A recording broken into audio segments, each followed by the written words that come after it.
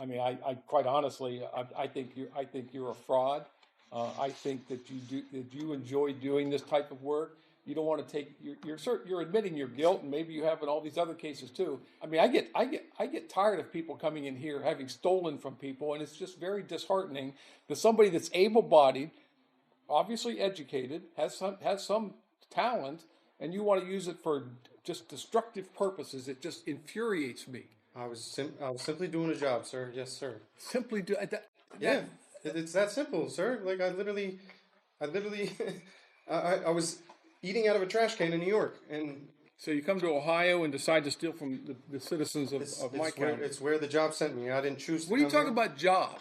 I took a job on the dark web, sir, because I needed to get some money. A guilty plea to the indictment, which is 1 count of F5 identity fraud, 2 counts of F5 forgery, and 1 count of M1 falsification. Is that accurate? Yes, Your Honor, that is our understanding. All right. Mr. Miller, they're telling me you're going to change your plea to guilty to, looks like 4 counts from the indictment. This document says we're going to plea of guilty to 1 count of identity fraud, a felony of the 5th degree. That carries a maximum penalty of 12 months in prison and a maximum fine of $2,500. There are 2 counts of forgery. Each of those are also felonies of the 5th degree, and each of them carry maximum penalties of 12 months in prison and maximum fines of $2,500.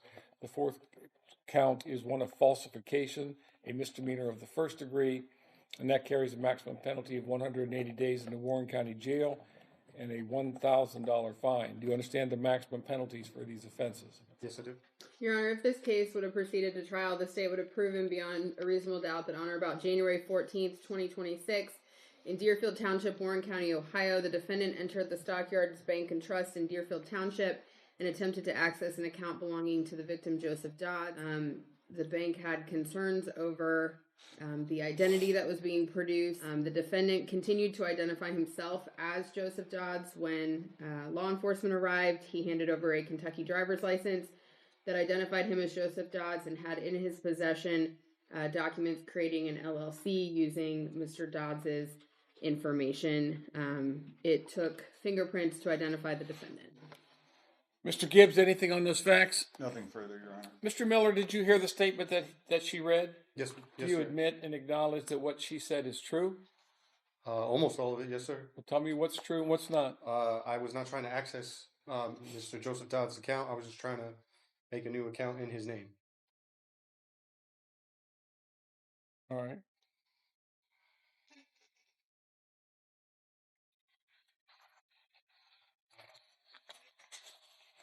You had documents that were forged, is that correct? Yes, sir.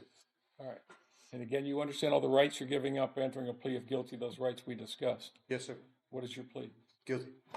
The court will make a finding that you've made a knowing, intelligent, and voluntary waiver of your constitutional rights. The court will accept your plea of guilty, and based upon the statement of facts in your plea, the court will make a finding of guilty. Proceed with sentencing, Ms. Nicholson. Mr. Dodds is here and does wish to address the court. Okay, Mr. Dodds, come on up.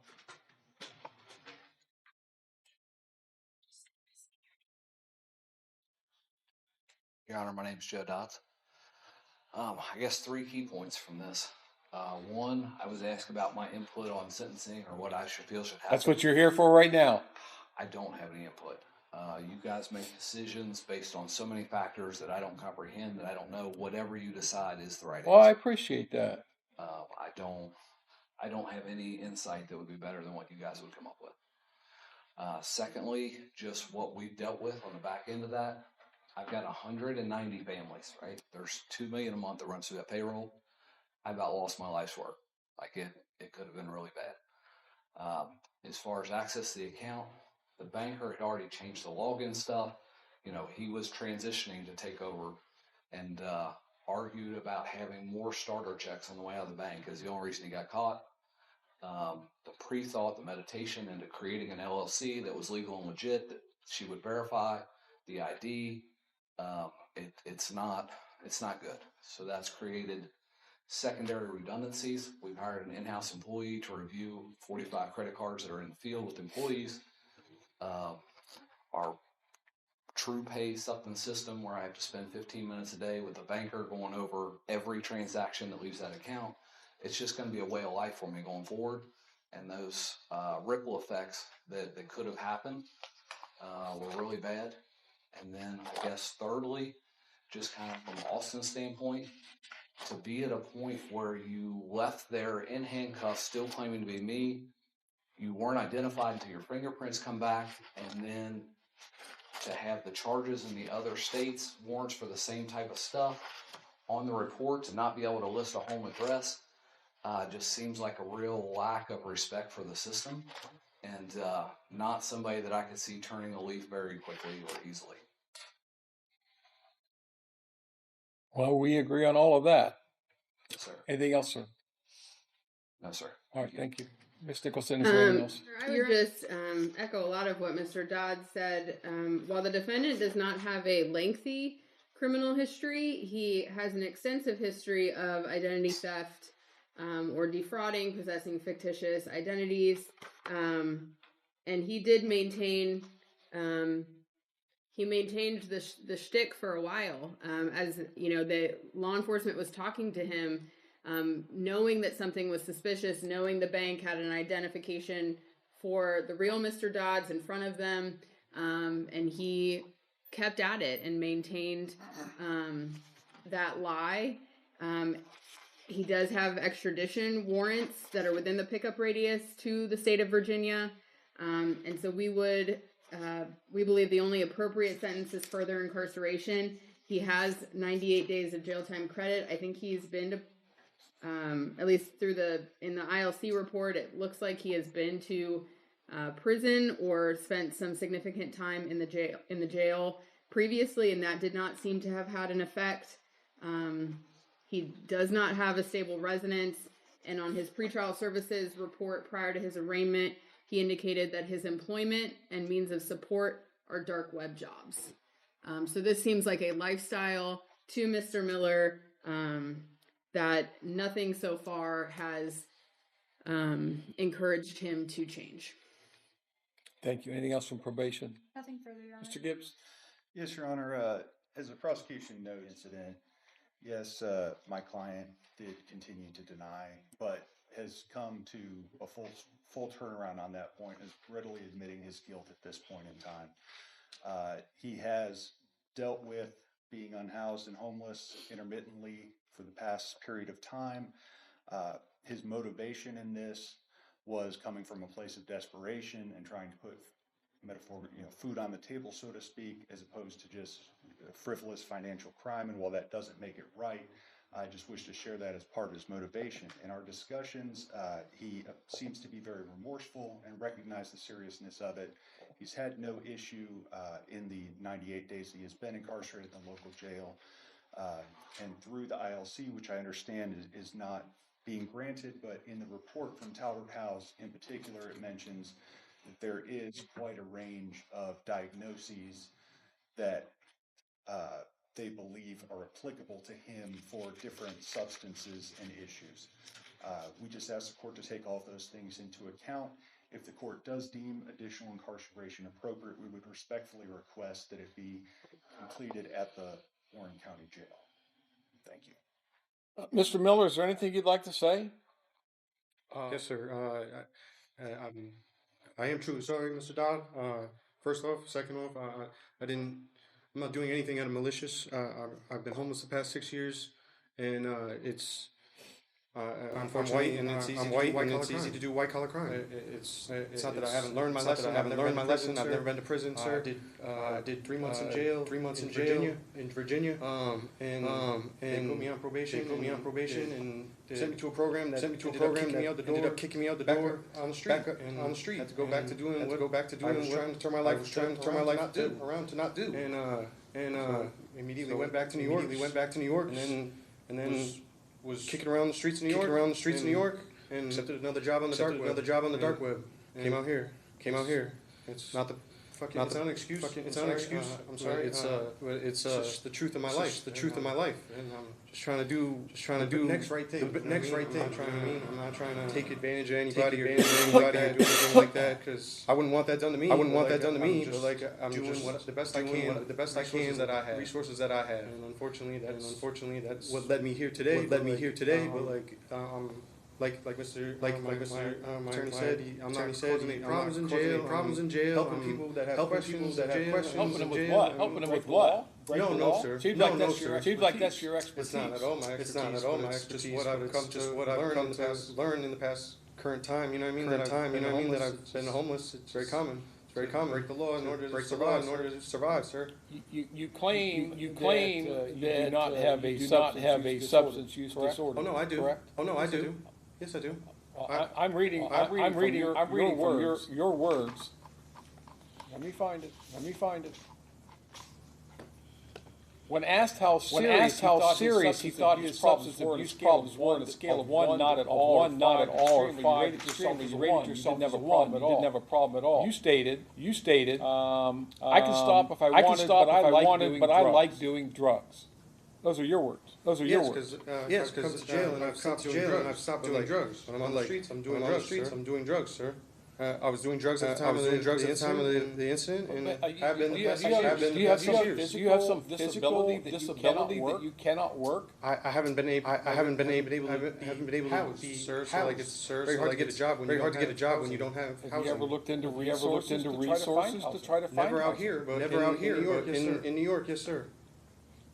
Never been to prison. Looking at your previous sentences, it seems like every time that they suspend you on probation, put you on probation actively right now on three separate cases, including a felony perjury, false identity, and a possessed fictitious ID or license, which sounds eerily similar. Actually, there's another case, ID theft case, Virginia as well. That you're on active probation. Every one of those sentences, they ordered incarceration, suspended it, put you on active probation for similar cases, 4 times in Virginia. That was all one case. That was all one case, sir.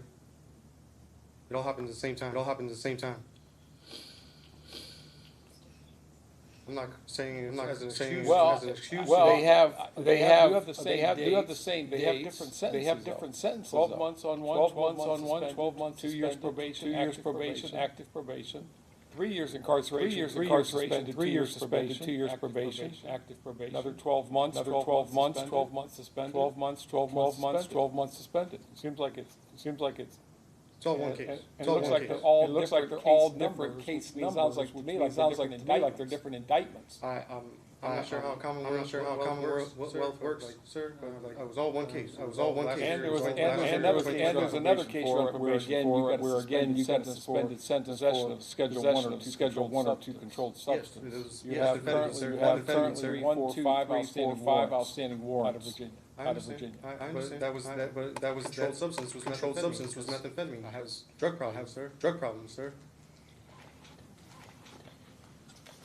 Well, if you can stop doing drugs anytime you want, why not stop doing drugs?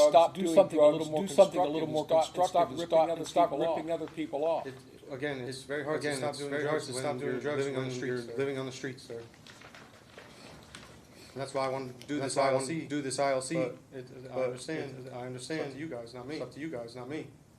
Yeah, Mr. Miller, everything you say rings very hollow with me. I quite honestly, I think you're a fraud. I think that you enjoy doing this type of you don't want to take. You're admitting your guilt. Maybe you have in all these other cases. But at some point in time, if you're truly repentant, and stop stealing from other people, trying to steal from other people, do something positive, constructive with your life. I mean, I get tired of people coming having stolen from people. It's just very disheartening. Somebody that's able-bodied, obviously educated, has some talent. You want to use it for destructive purposes. It infuriates me. And I get sick of it. Your Honor, if you look at the dates, it hasn't even been a year. So like, I'm not really sure where you're saying all this time I've been a criminal.